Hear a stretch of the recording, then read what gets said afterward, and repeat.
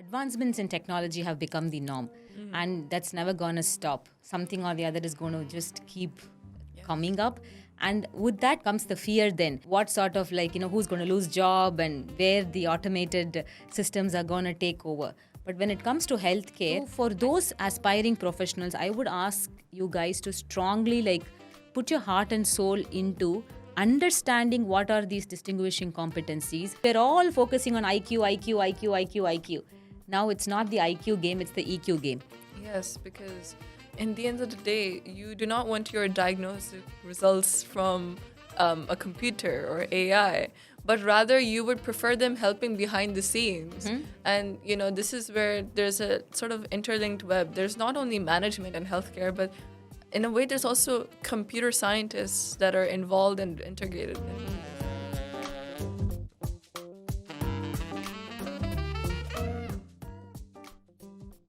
Good morning, everyone. My name is Dua Zafar, the representative and host for today's podcast, Smart Talks by Lincoln University of Business and Management. Established in 2014, Lincoln University of Business and Management, or LUBM, has had over 4,000 graduates who would rate us 4.25 out of 5 and would 100% recommend us. We are partnered up. We are a leading transnational educational partner in the Middle East and the Indian subcontinent.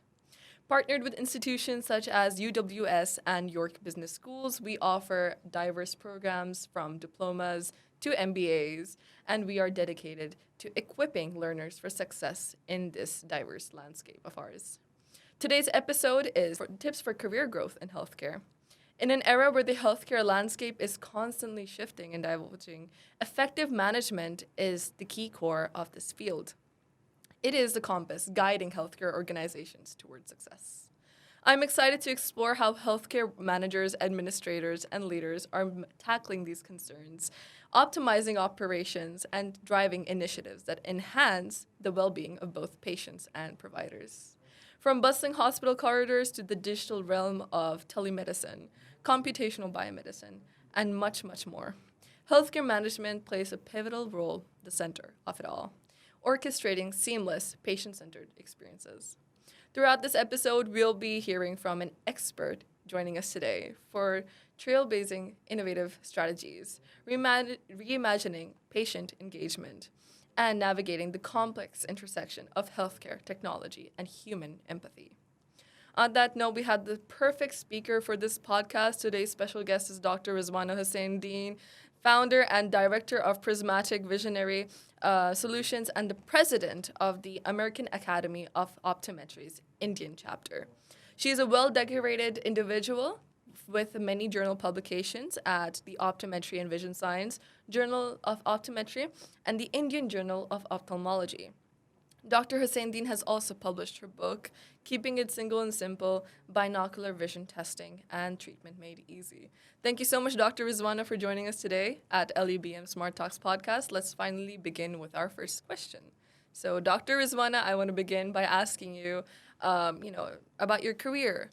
Why did you come along to this pathway of optometry? And why not ophthalmology? And for our viewers, can you distinguish between the two of them? First of all, a big, big thank you from the bottom of my heart to the team LUBM. I'm super excited to be here, first of all. And yes, everybody asks me this question, why optometry and not ophthalmology? So first, let me give the viewers what the major differences are. Mm-hmm. If you have, let's say, a headache, would you go to a neurologist or your primary care physician, right? So optometry is basically what we call as the primary eye care physicians. It's an autonomous, regulated profession. And the minimum duration of optometry is 4 years. And according to the World Council of Optometry, optometrists are primary eye health practitioners that has the rights to provide comprehensive assessment of the visual system and then provide all the management at the primary care level. Mm-hmm. And of course, the right to practice varies between country to country. And in the early 1900s, it was in the United States that the profession was regulated and where it is now one of the top medical professions. Mm-hmm. Now, coming to ophthalmology, yes, it's basically right after your medical school, you subspecialize in ophthalmology. Whereas in optometry, right after your high school, you can choose to enter into the school of optometry, where you then, get your optometry degree. And after optometry, you can then specialize in different aspects of optometry. Okay. So if you want to have your primary management, you go to an optometrist. For medical and surgical management, you go to your ophthalmologist. There is a third aspect also, who are opticians, who then dispense eyeglasses. So many people confuse opticians with optometrists, whereas optometrists are primary eye health practitioners. While I say that, I should also say why this profession is in the first place very important. We know about the inequities that exist in the accessibility to healthcare at large, especially in rural communities.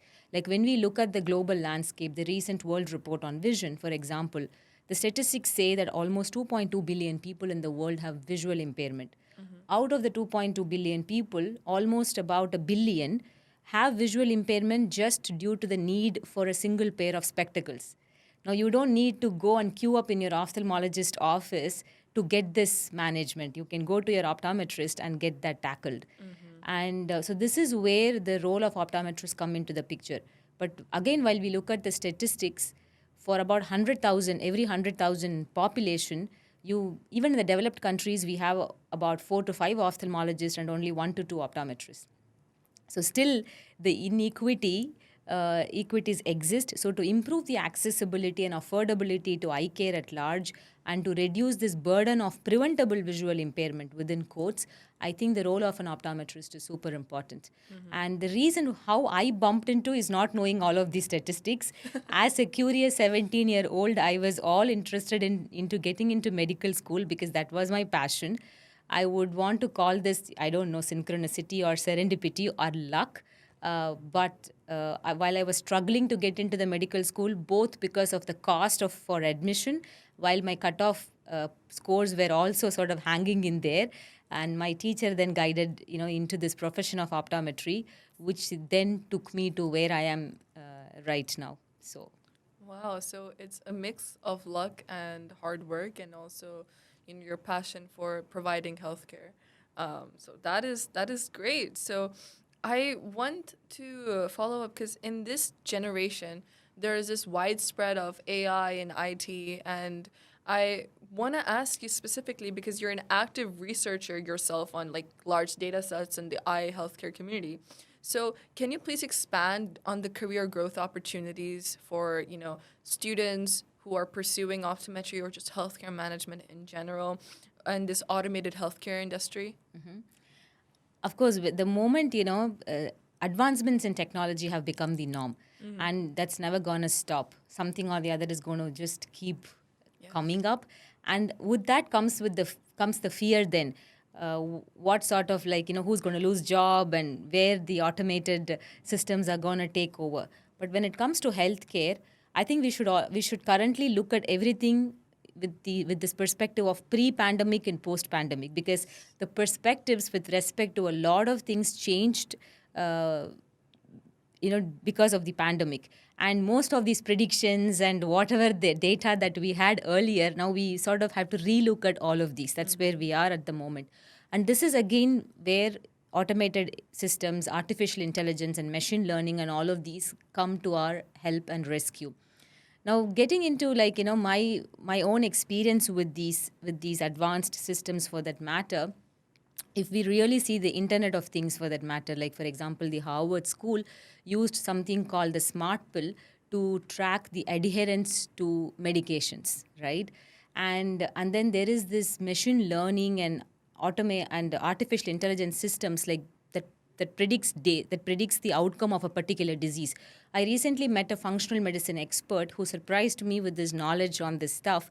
And being, I was this fitness freak all my life, and then later I realized more than fitness, it's all about wellness and holistic wellness.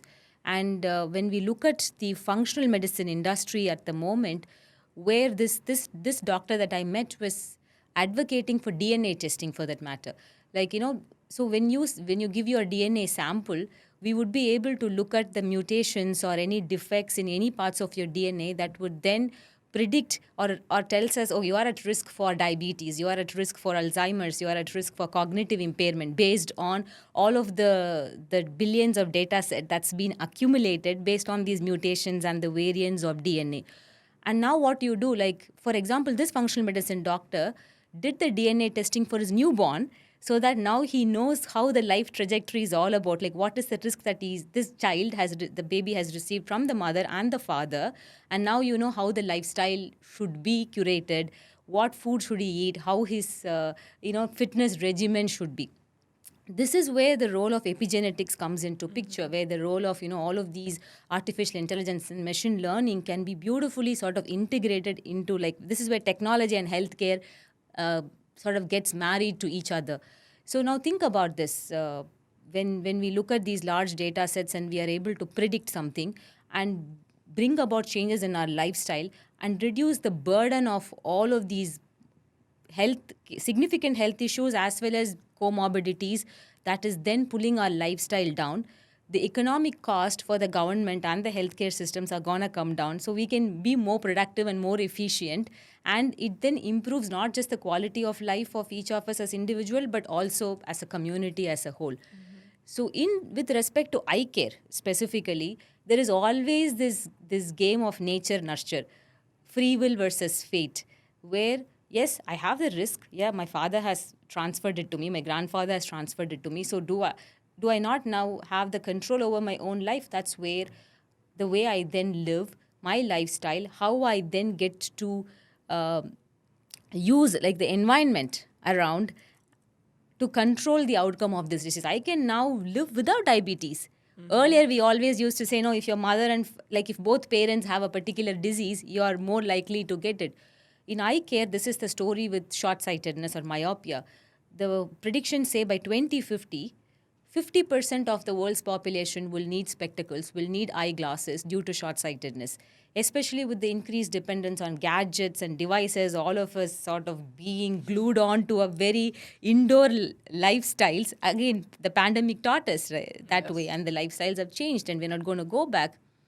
Now, is this like, can't we control this outcome? Of course, yes. This is where understanding the risks that we carry, that we have already inherited, the fate part of it, and the free will part of it, which is where all of the lifestyle factors that then comes into the picture, which we can then use to counsel our patients and our families to bring in changes in their lifestyle and live a very healthy lifestyle. And this is where I see how both advancements in technology as well as automated systems play a very important role. Yes, it actually reminds me of this. A Harvard professor once said that the genes hold a gun, but the environment pulls the trigger. Well right? said. Beautifully said. Yes, so that's basically when I was thinking when you were talking about, how our parents, or, it's very common in the Indian subcontinent to have diabetes. We call it sugar. So that's a global killer as well, it right? It is a global killer. Yeah. On this note, since you were talking about, how we are dependent on gadgets, and also how there's this post-pandemic and pre-pandemic entire lifestyles, I've seen that these doctors, they're even providing the Zoom calls, meetings through Zoom calls. Now, because of this, administration is facing an effect, right? So do you think there's this fear that, the AI is going to replace these administrators? The human workforce? Yes. Please. No. I mean, that's so what happened actually during the pandemic. If you really look at the employment opportunities outside healthcare, the employment opportunities deteriorated by a large percentage, like say 14-15%, whereas in the healthcare it was just 8%. But the bounce back after healthcare, the employment opportunities increased by 17% in the healthcare sector compared to the non-healthcare sectors. We should start looking at healthcare not being restricted to hospitals and nursing homes. That's where telehealth, home care services, and remote healthcare systems. Now the doctor can sit in one corner of the world. The patient can visit a remote healthcare, office where all the equipment is connected to the doctor's office, and the equipment would give them all the instructions, or there could be technicians that just runs these equipment. And the data sets are live, being transferred to the doctor wherever he is. and then he's now able to provide solutions. So there are, I only see more opportunities and more I think the scope for disruption and bringing in innovations. I think we have more control over that rather than thinking about, oh, is AI going to take me away? No. Who is controlling the AI? It's the human intelligence. It's the human Yes. intelligence that's controlling the AI. And as long as, I mean, at the beginning of the podcast, you said empathy. You used the word empathy.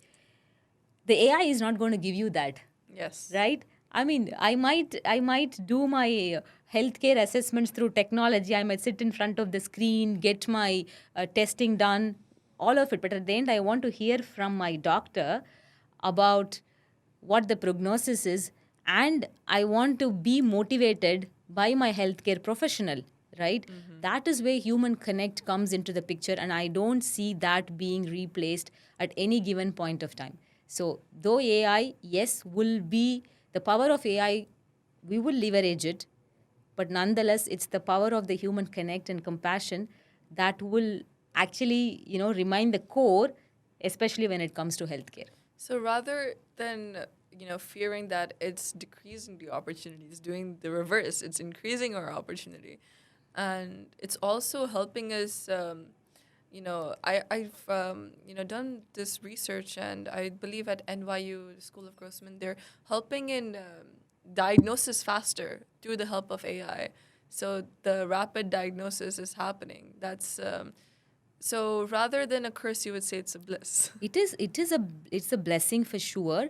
And for all of those problems that we thought solutions never existed, now these large data sets are giving us the clue to these solutions, because we are now able to look at patterns and predictions. It's a double-edged sword, I would say, because the marketing and the multi-billion-dollar MNCs are using these data sets to their advantage. Yes. But specific to healthcare, I think these large data sets and prediction models, as you said, have not just speeded up the diagnosis, but also in terms of the expertise that is required. Like, you need to now uh, have up to a decade of experience and expertise to look at something and then be able to diagnose and for somebody to believe in you. But now, because you have all of these tools, all you require is this is where the human connect and compassion becomes important, because the human interface, which brings in a lot of subjectivity in the diagnosis aspect of healthcare, is now being taken care by your automated systems. So the accuracy increases, the efficiency of diagnosis increases, the speed increases, accessibility also increases. And then now, I think what is left out is the importance. This is where the importance of the human connect now comes into the picture. So Yes. I do not. I would just sort of. This is a call out for all of my healthcare practitioners and also to all of these aspiring students who want to step into healthcare. We are not going to be replaced anytime. No. Yes, because in the end of the day, you do not want your diagnostic results from a computer or AI, but rather you would prefer them helping behind the scenes. And this is where there's a sort of interlinked web. There's not only management and healthcare, but in a way, there's also computer scientists that are involved and integrated into this. Now, there are new emergent fields of medicine, even like computational biomedicine and telemedicine. So it's all very amazing, and there's so many opportunities. But now, with the increasing number of opportunities, there's so many students that aspire. So the competition is increasing, and now the cost for this MBCHB or the MBBS or MD, it's like skyrocketing. The amount, since there's so much new data that's coming to learn all of that data, it's taking more time, so more years to become a senior practitioner. So because of this, it's causing a lot of students to have second thoughts. So what do you have to say about this? So I think we made this case point with the previous question that opportunities are only booming. I think what is now really important is for anybody who is aspiring to get into healthcare to look at the uniqueness that they have to bring to the table, because this is this world where your uniqueness and your niche would stand out. So usually at the very early aspects of our career, we are super focused on establishing the foundation, like learning stuff and then practicing it. and becoming very good at it. And once we become very good at the foundational aspects of whatever we learn, then comes the importance of specializing and then pulling yourself up the ladder. And this is where you need to do your own research on what makes you unique, what makes you stand out in the crowd, what are those skill sets that you need to acquire and that you need to also like have your experience on, right? So spend your time on investing in those skill sets and empowering yourself rather than fearing and saying, okay, like, will I, what is there? I mean, everybody is doing this. The second thing to your question, when it comes to the costs of the education in itself, once again, I would always, recommend people to take the road less traveled, right? Yes. It requires a lot of courage, 100%. Like when you ask me the optometry ophthalmology question, there is a demand for both the professions and it's never gonna go away. But when it comes to I'm not able to choose one, okay, so what is the next? Okay, what is the next unique profession that I can then get into where still all of my passion aligns, but at the same time, my strengths are also being aligned with those aspects. I would never push anybody towards doing something just for the sake of the job market.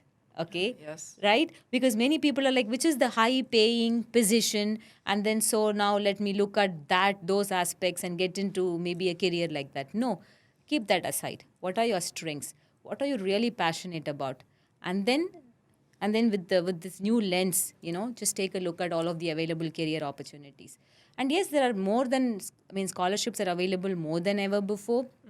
So I wouldn't care much about the increasing cost of education, but I would rather spend my energy into looking at what really gives me the lift.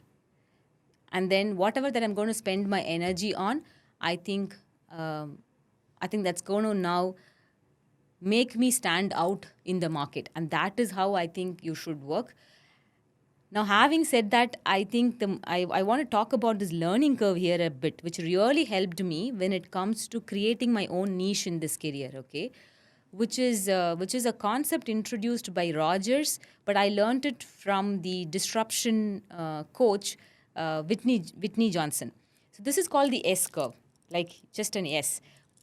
The beginning of the S is where you launch. Like this is applicable to your anything with respect to career, relationship management, life management, coaching, whatever. You start, okay, and then you climb up the hill, and it's a very tough journey because you're learning your skill sets and you're moving. And then there is a sweet spot. If you put all of the work and you move to the sweet spot where you are like, okay, now I'm the master of what I do. I know my stuff and I'm going to practice, I'm going to practice, I'm going to practice. Great.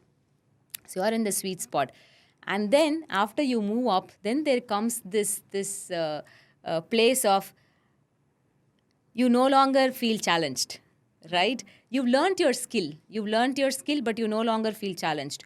And this is where you have to be ready to jump off the cliff and once again start the journey from the beginning of the S curve. It's never one single S curve in life. You just have to keep challenging your own self. You have to keep disrupting your own self. You have to keep acquiring skills in such a way that you just launch it, move it to the sweet spot, go to the state where you are like, I'm ready to jump off and I'm going to start again. And if you keep doing this again and again with every single task that you take in life, as I said, I think success is assured. So never be complacent in whatever you're doing. Never be complacent, never get stuck. For people that stays are now I feel stuck, I am really super comfortable where I am, or I feel like I know everything, but still there is, I don't feel the drive now. Okay, as I said, this applies to all aspects of your life, not just with your career management, but all aspects of your life. When you feel that you've lost the spark, you've lost the spark. And most people that are stuck in careers feeling that this is the best that I could do, this is where I am like earning a very fixed income, I don't want to lose it, is where I will tell you, once you know that you're super good at what you do, it's time that you start thinking about establishing your own, and that is where your entrepreneurial journey should start. So never ever just think about settling for less. though safety and comfort always comes at the cost of sacrificing your own inner drive and passion. 100%, I'll tell you. Like, though you might be super happy in doing whatever you want to do, just keep challenging yourself. Okay. So you spoke about being entrepreneurial. So does this apply to just the healthcare management workers? Since you're an optometrist yourself, you've done your school of optometry, but then there's this sort of mindset that if you're entrepreneurial, you should just go for something in business management and stay there. But I've seen that there are healthcare workers or even doctors themselves pursuing an MBA in healthcare. So, what do you have to say about being entrepreneurial in that setting? There's no limit to what you can do. Yes. That's the only thing I would say. Many a times we build these pseudo ceilings and this boundaries around which basically never exist in the first place, right? So if you look at the S curve, like, the doctors, why the people in the healthcare sector, even healthcare professionals, do MBA in healthcare management, for example, because the entrepreneurial calling is so high. They know that they are more than just the providers for healthcare. They can run their own business. Then they want to understand the nuances of the business, and that's where the MBA in healthcare management comes into the picture, because now you want to do your project management. Now you want to understand the nuances, the in and out of the business, okay, the profit and the opportunities and conflict management. So much, that the management industry has to offer to the healthcare industry. So definitely, I would say there are not just when it comes to expanding the scope of what you do, opportunities are available more than ever before.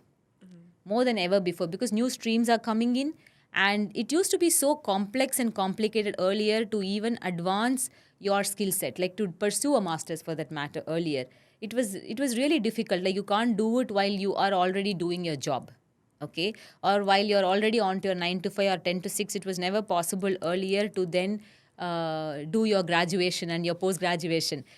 I did all of it while I was also working, right?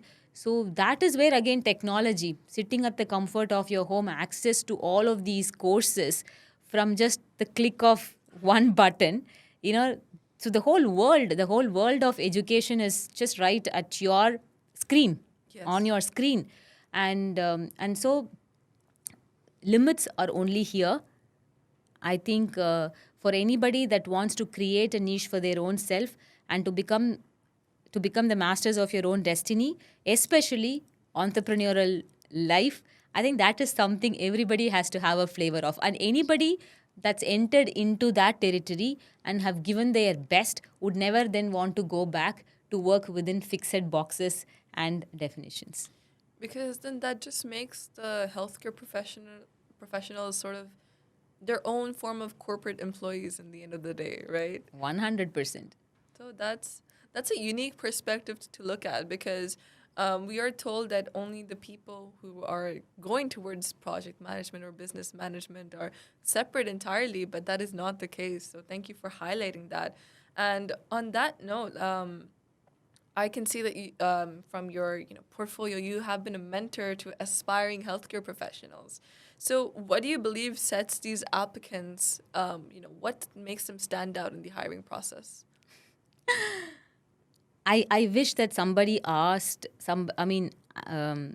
gave me the advice for this question very early. But I did figure this out, and I'm happy I figured it out. So this again takes us back to the same question of what sets someone apart. So basically, in the competencies framework, if you see, there are two competencies. One is threshold competencies, and the other is distinguishing competencies. Threshold competencies are whatever that's required for you to run the show, the necessary skill set, the cognitive bandwidth that you have to have, your degree. So if you want to get into your healthcare management, you have to have your MBA in healthcare management. You have to have a degree from an accredited university, from a reputed brand, and all of that. That's your threshold competencies. Of course, you should know your subject matter well. That's like, there is no second thought about it. But distinguishing competencies are the ones that sets you apart. This is where emotional intelligence comes into the picture, like being a strong advocate for emotional intelligence and a coach myself on emotional intelligence from the Daniel Goleman School. Emotional intelligence, if you really look at, be it, managing your own self, managing people around, which is self-awareness, social awareness, organizational management, every component of what you really require to set yourself apart, it basically lies in this distinguishing competency of emotional intelligence. Anybody that learns to manage one's own self basically then knows to manage people around. And this is a very crucial skill, not just in healthcare, but in life at large. So, for those aspiring professionals, I would ask you guys to strongly put your heart and soul into understanding what are these distinguishing competencies. How do I ensure that it's, we were all focusing on IQ, IQ, IQ, IQ, IQ. Now it's not the IQ game, it's the EQ game. Yeah, do I have the necessary resilience? Do I have the courage? Do I have emotional self regulation? Can I manage conflicts? Can I be a good leader? Can I be a good mentor? To be a mentor, you need not have 10 and 15 years of experience. Even you can be a great mentor, right? Because in terms of whatever that you've learned thus far, you're going to just share the wisdom with somebody else. Do I have that from a heart space? Do I have that connect in terms of being able to sit with somebody and share that and help them, make their journey a little bit more easier for them? These are all those distinguishing competencies that's going to put you at the forefront. And statistics say that people on the executive C-suite, almost 85 to 90 percentage of the competencies of those individuals that are then leading the rest of the crowd is driven by, not by the IQ, not by your foundational competencies, but by these distinguishing competencies of emotional intelligence. Sometimes even up to a 100% of these leaders that you see on the global front, you really know. I mean, they may not have a PhD or they may not have these multiple alphabets behind their name, but what they have is those leadership skills that are necessary to connect with that human workforce and to know how to support and run the show, and most importantly, bring a lot of empathy and compassion and connect to the table. So basically, jump off the cliff and move on to the next S curve. And they should be willing to nurture everybody in that work environment to actually allow them to do that, right?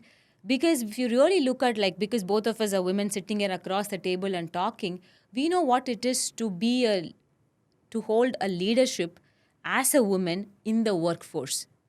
Yeah, how much of your authenticity is being valued? How much of your vulnerability is being appreciated as a strength? How much of all of what you carry in terms of empathy and compassion, it is literally not seen as weakness but as powerful weapons to ensure that the work can be done, not literally in a manner that you think, but in a manner that's more happier, more peaceful, and more efficient. Yes. In a sense. And you can bring out the best in everybody if only you understand what these distinguishing competencies are. And again, that's what makes a happier workplace. That's what then, brings in those best people to work with. Definitely. You do not want to be working under someone who does not even have any control over their own emotions. How will they control or manage the entire team? Right. Right. So I'm so happy, about the answers that you've given. But now it's time to move on to the next segment, and that is the questions at the University of Lincoln Business and Management, LUBM, what they have for you. Right. So let's move forward with that. Please. Now, you have written your book on keeping it single and simple, binocular vision testing made easy. Yes. So could you please tell us about your experience, how it was to start writing the book, what drove you to writing that book, and what does that have to offer to us? Yeah, it's one of my life project, I would say. So this book I wrote with Professor Mitchell Scheiman. So Professor Mitchell Scheiman's clinical management of binocular vision is basically the textbook for the entire world in this particular subject. So the word binocular vision means seeing with both eyes. We are seeing with both eyes, but we are seeing everything as one, right? why we are not seeing it as two, because there is this beautiful brain that is now sitting and operating, serving as a control system. But for those people where these two eyes are not working well, coordinating well, they have a plethora of problems, starting from seeing double to having eye strain, and this could start right from birth. And this is what I specialized in. I spent a large part of my career researching on. And while I was just studying, reading this book, all of a sudden this dream, what if I write a book with this person whose book is serving as a textbook? This is where I will tell you, don't limit your dreams. Don't just think that, it is the moment such thoughts come to our mind, immediately we sort of reject it and we say, what, you are sitting in one corner of the world miles away from this person and you don't even have the influence. How come you can even dream this? But somehow, I don't know, I didn't get that rejection from within. I was holding on to that dream. I bumped into this man in one of the conferences, again another synchronous event orchestrated by the universe, and I started to work with him in smaller ways. Of course, the moment I met him, I did not ask, can we write the book, because he needs to understand who you are, and he's continuing to serve as my mentor as well. And after I started to work with him, I understood that there is so much more in this subject in this speciality. So I invested a lot of time seeing more and more patients, then receiving my diplomate from the American Academy. And when I reached a point, I said, now how do I give back all of this knowledge to my community? What is the best way to do it? Because yes, you can do lectures, you can meet 100 people, you can go to conference, but writing a book in a way will now help to sort of not just record and create a record of all that you've learned, but it is the best way to now share your wisdom with the world. And that then pushed me to start writing this book, which of course Professor Mitchell Scheinman helped once again. He mentored me, he wrote the book along with me, and all my colleagues that I worked with, a huge, we had a great team of clinicians, of optometrists, with whom we sort of networked, and then we wrote this book, case-based discussion, and it came out so beautifully, and people are getting benefited. I think so. It's one way where my calling in terms of bringing your wisdom to the world, or your experience to the world. I think if any of you think that there is so much that you have in terms of I want to share, but I don't know how to, writing a book is the best place to start. So, what, I don't know how to explain this to you, but you said that you didn't have that feeling of rejection. And so, is that something that is a personality thing, or is it something that was linked to the emotional quotients that you've mentioned previously? Is it something you develop over time? I really do not have an answer for it, but I think when the calling is, when the passion and the drive is so strong, you don't want to hear a no. Yes. Basically, you don't want to hear a no. I mean, there is this famous story of the Spanish conqueror where, we use the word burn the bridges, right? Where he went with his army to conquer, and the moment he reached the destination, he burnt all of the ships and the thing that the whole army came in. And when his team was asking, why would you burn everything? He said, either we win the war or we die here. We are not going back, right? Uh-huh. So I think when you really want something so badly in your life, to me, you should adopt this attitude. It's not like do or die attitude, because, the opportunities that are right in front is many. But when there is so much of this passion that you have something to offer to the world, you should not let that die. You should not let that to die within yourself. In that sense, I think I was not really willing to even hear a no. That's when I said I didn't feel the rejection. But having said that, the truth is, even now, I'm on to my entrepreneurial journey. I'm just starting it. I'm seeing, of course, a lot of fear within me, but I don't want to hear a no. I'm not going to accept a no, rather. I'm going to make it happen no matter what. And I think when you sort of go with that drive, I think the forces will make it happen for you. They will confiscate, they will come together, they'll bring all of the necessary support systems. If you bring in that energy of, I have so much to offer, and I want to play this game so very well, now show me the best. Yeah, we said previously that there's a diverse landscape now. Like there's everyone everywhere, and from one end we can see it as competition, from another end you can see it as opportunity, and you're taking advantage of that opportunity, and you will not hear no. Might find another alternative, but you won't hear no. So um, are you, you said you've started your entrepreneurial journey. So would you personally look forward to having an MBA in healthcare? Maybe why not? You've just now put the seed into my mind. Maybe. Because, yes, when it comes to establishing your own enterprise, I think having a strong knowledge about project management, financial management definitely is very crucial. You used the word competition and collaboration earlier, right? I would actually, this is not the word. This is not a world where competitors would survive. I'll tell you, this is a world where collaboration will bring in success. So I believe in the power of teamwork and collaboration. So to me, even if I may not have the skill set to probably run the show, I think I will build a team in such a way that is then able to support me with my entrepreneurial journey, because I'm already like onto that journey. And with all of the life coaching and things like that I have done, that I've invested in quite a bit, I think I understand what sets us apart, like what we need to bring to the table. And so that clarity is there, that focus is there, that drive is there. And yes, now that you've made me think about an MBA in healthcare management, maybe I'll hire someone that has an MBA in healthcare management. Yeah, it reminds me of someone saying, "I never went to Harvard, but now the Harvard students work for me." That's it. That's what entrepreneurs do, right? Yeah, that is what entrepreneurs do. I think it's so mind-boggling now that we think about it that we oftentimes we put two in a different box, but why can't they be the same? First of all, stop putting things in boxes. Definitely. You know, I think uh, we we are like the though we spoke so much about artificial intelligence, human intelligence is infinite.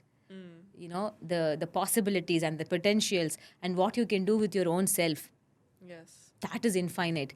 Many a times it's not that we just don't dream big, we think too small about our own self. We really think too small about our own self. Yes. Unless you take risks, unless you fail, unless you are willing to fall from that cliff and then start once again from the launch point to the sweet spot to mastering, then falling back, I think you should be willing to sort of just keep on going in this journey again and again and again. And anybody that's then willing to risk their own self towards accomplishing the dream of their life, I think every support, every all the force will conspire to make it happen. Wow, that's something to think about, isn't it? Yes. Right? So I want to ask you this question.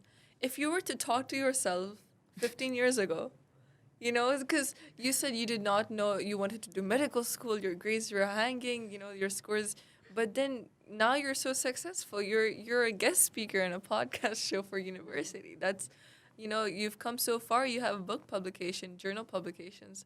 So what do you tell yourself when you were at that point where you probably couldn't apply to medical school? I wouldn't say anything different. I mean, see, certain events are fated. I mean, it's just supposed to happen that way. Because if I had gone into the medical school, I would have just become one in another, let's say, 1,000 people. But now I'm one in a million, Yes. right? So sometimes you just have to let go of things that didn't work out for you and let in things that's just coming your way and showing you the possibility. And I think you should be willing to embrace opportunities when it knocks your door, and not just cling on to a failed dream or cling on to certain things that's not working out. And I think learning the art of letting go, I think that's another thing that to master. That is definitely something to master. Now, I want to ask regarding when you came straight out of your optometry school, were you thinking, okay, now I just have to focus on being an optometrist and I have to focus on, doing the best at my job? Or was it like, I'll explore, I'll have fun with it? What was your mindset that you had? I was pretty serious. All my early career was a was very serious. I was a very serious individual. I didn't know that, because sometimes you're taught to operate a certain way, right? You have to be so disciplined and focused, and like work 12 hours to make things happen. You can't have fun outside the workplace, or even in the workplace. You need to only like go get it done. And then one day, when all of that led to burnout and my own mental health journey, which is another podcast to speak, and yeah, uh, so that's when I realized, no, life is just a game to be explored, and it's so beautiful that it has so much to offer, and never compromise. You don't have to be unhappy and successful. You can be happily successful, and you should definitely have fun while you are on this path towards pursuing your passion. That's what, I mean, there is this famous quote that says that you just have to have some passion, some compassion, and also some style. Oh, some style. Yes. So put your passion, be compassionate towards your own self and also towards people, but have fun in your own style. Have fun in your own style. So how do you find your style? Again, I mean, you don't have to imitate everybody, and you have to embrace all parts of you that you love and that you think that you don't love. Don't try to imitate anybody. That's not going to help, I'll tell you, because many a times you can have inspiration. You can look at someone and say, oh, like I want to become this person or become like this person. But each one of us are so unique, and that's what our fingerprints stand for. None of our fingerprints match. Like, each one Yeah. of us have such unique fingerprints. We are not replica of anybody. So that tells you, that's the way the universe tells you that you are here to do something unique. You are a unique soul. And what is your calling? What is, again, it's not a matter of I find my life purpose and live by it. No, it's just a matter of constant exploration. Just live life at its fullest. Try to squeeze the essence out of every minute, every moment. Just keep going. Just keep going, and whatever that you want will come to your Yeah, table. it's not a sprint, it's a marathon. Exactly. Basically. Let's thank you so much, Dr. Rizwana, for entertaining our questions today. I feel like it's not only tips for a career in healthcare. I feel like it's just tips all throughout. Just like in whatever management sector that you're going forward. So thank you so much for all of that. Inspiring pieces of information. I hope you viewers have learned something interesting, something to spark your neurons, to get them firing, to pursue whatever you would like to pursue in healthcare. So I hope our discussion has shed some light and helps you pursue an impact or that in that career that you want to go forward with. And remember, the healthcare industry is not only about medical expertise, it's also about compassion, dedication, and a commitment to improving lives. Healthcare field is not only limited to STEM students, but it also requires extensive management. Whether you're aspiring to be a doctor, a nurse, an administrator, or any other role in healthcare, take the time to understand the tips that Dr. Rizwan over here has provided for us today in this episode. These strategies can serve as your compass as you navigate through the challenges and triumphs that come your way. If you have any questions or if you want to share your own experiences with breaking into the healthcare field, we would love to hear it from you. Reach out to us on LUBM Middle East on Instagram, LinkedIn, and Facebook, and let's continue this conversation. Thank you for joining us on this episode once again, Dr. Rizwana. Remember, the healthcare industry thrives on individuals like you who are dedicated and into making a difference. Until next time, stay smart with Smart Talks, powered by Lincoln University of Business and Management. Thank you.